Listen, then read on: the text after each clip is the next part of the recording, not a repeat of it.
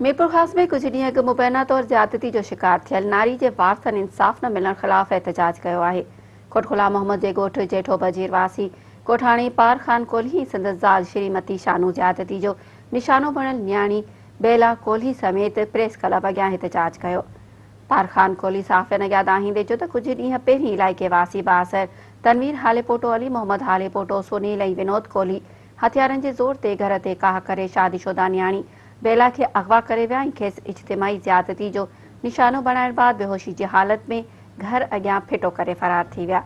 हुन चयो त ॼाणायल जवाबदारनि ख़िलाफ़ कोटखुला मोहम्मद थाणे ते केस दाख़िल करायो, जंहिं केस में बासर ज़मानत ते आज़ाद थियण बाद ॿीहर जीअण जंजाल बणाए छॾियो आहे। न्याणी खे ॿीहर अगवा करण समेत कूड़नि केसनि में फासाइण मौतमार धमकियूं ॾेई रहिया आहिनि। मुतासिर कुटुंब मुतालबो कयो त मामले जो नोटिस वठी ॼाणायल बासरनि ख़िलाफ़ क़ानूनी कार्रवाई कई वञे।